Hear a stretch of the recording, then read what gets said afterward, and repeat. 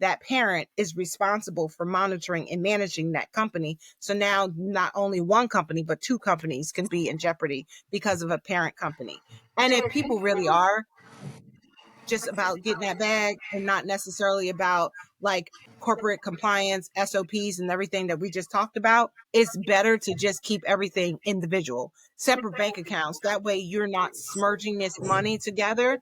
Because for me, the best way to pierce pierce the veil of the corporate limited liability promise of limited liability is to just establish that the foundations is funky, or to go into the banking and see if whether or not people are, playing Robin Peter to pay Paul and not having something in place to protect themselves. Because a lot of people don't do what they need to do with regards to, they have 5 different companies, and you already know that they shouldn't do this, but 5 different companies are getting the money from one bag, or you might call it an umbrella company or a parent company, without separating.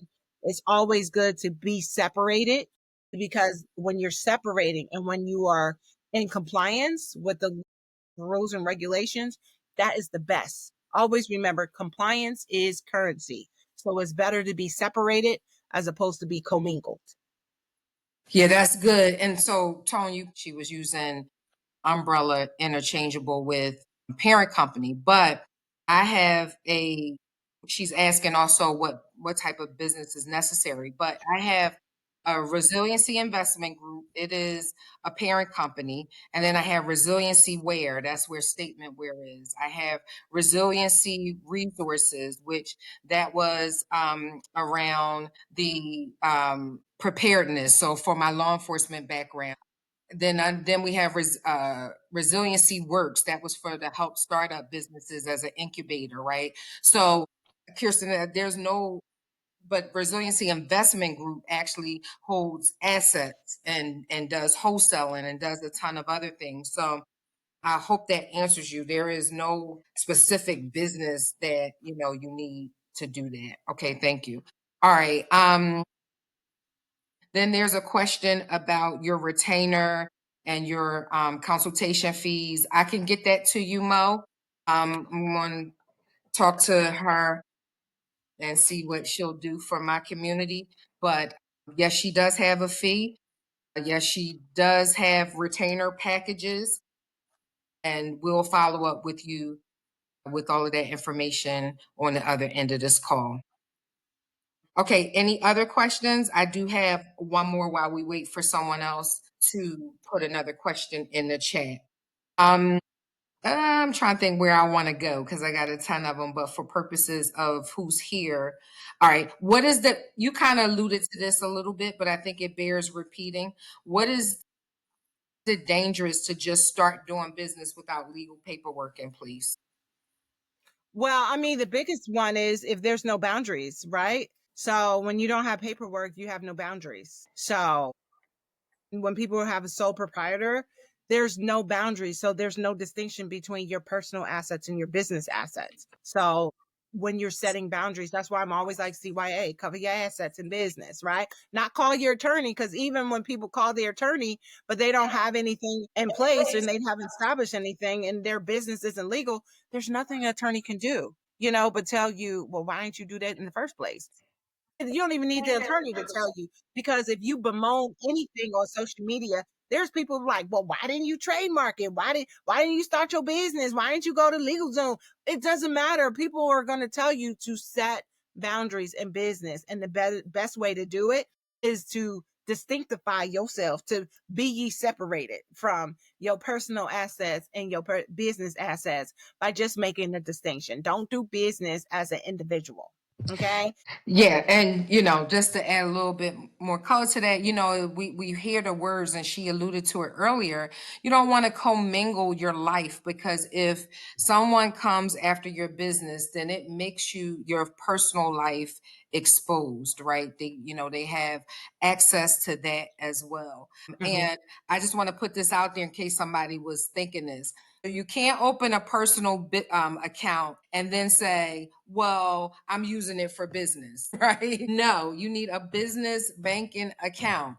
business banking account, right? Because again, she said it throughout. We want to be able to cover our assets and cover all of this. You putting work in, you're lifting heavy, you are exchanging and you're getting credit and you're getting lines of this and you're building things. It would be a tragedy to have someone just come with a point of a finger and it all comes tumbling down. So we want to make sure that all of this, even if you are got capital and you are building capital, same thing, that becomes, Toni, this is your wheelhouse, so I can't really speak to it, but you got capital sitting, and someone sues you, that becomes fair game. So now all that hustling and grinding that you did, no, like you have an opportunity to protect all of it, and you really should. So anybody else before I ask the next question? Okay, I got a question. When someone is considering hiring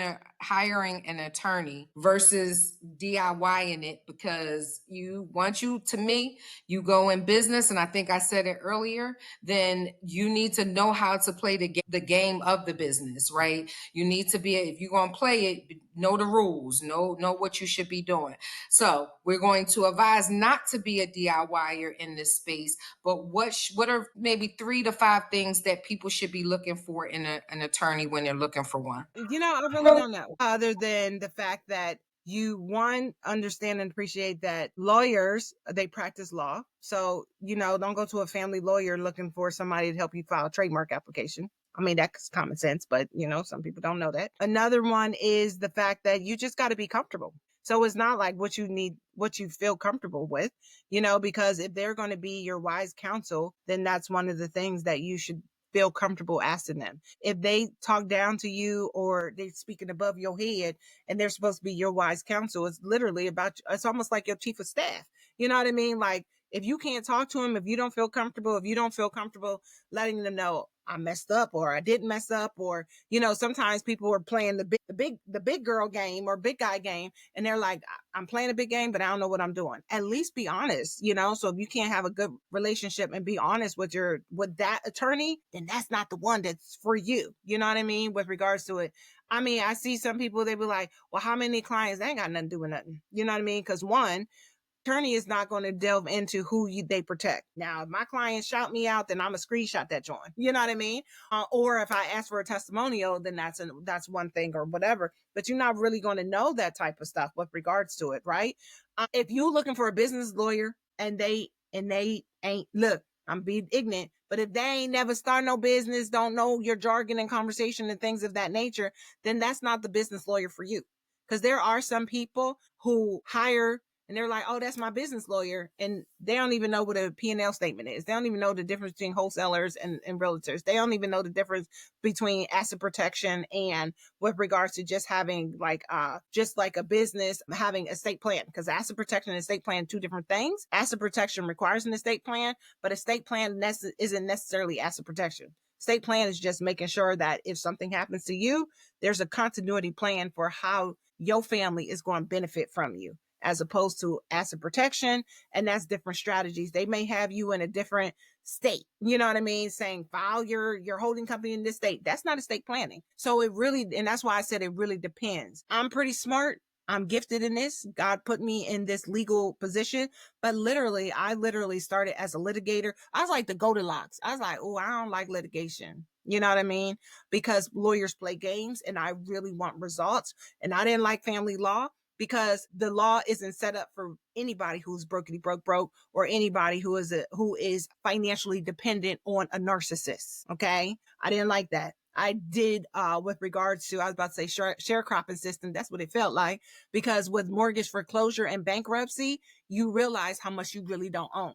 So through the years, I've learned different things that I don't like. And I also realized that nobody is really cultivating us to be bosses, but that's a Toni Shawan thing. That's a me thing. You know what I mean? So for you, depends, because some people don't like that I'm a bossy business lawyer who does asset protection. Some people's like, well, I just want a regular estate planning lawyer. Okay. You know what I mean? So it really depends on what your likes is. Terri, you actually like that I'm multifaceted. You know what I mean? That's what I was going to say. So here are what I'm going to look for and what I love about this relationship. I would say get somebody who's going to be attentive. So there's times that I've said something that someone could steal because maybe she and I were already working on a contract or an agreement, and she has messaged me, be quiet. Don't go down that path, right? Additionally, there has been times she's waking up 5 o'clock in the morning and said, did you do this, that, right? Or I had a dream about you. You need to add this, that. Recently, it was like, what you waiting on? You need to protect your IP. So we started the plan. We figured that out because I'm a giver. And, you have to be really careful because you don't know who's watching on the sideline and who's ready to eat up whatever it is you're doing, however you're moving, and they will subscribe to a process that they didn't even build, right? And then you find out because you are being drawn in because of the litigation and you're fighting behind the 8 ball. And it seems so like, well, who's doing that? You be surprised, right? And so, again, I would say someone that's knowledgeable, not just with what your business is, what you're trying to do. She's a part of my starting 5, right? She's building, literally she's building with me. She's helping me build. And there are things up the road that I don't know or I won't know that I don't need to know. I need to focus on doing my thing and teaching my thing. Let them focus on, the legal part of it and protecting me and seeing if I'm growing too fast. Or if I'm growing too fast, do I have the things in place that'll protect me along the way? Or even if I need to speed up because I'm behind, the time. And then taking inventory. Yo, we could have talked for days, but because we want you to join us next Tuesday for another episode of Terri Talks, that's it for today. Talk soon.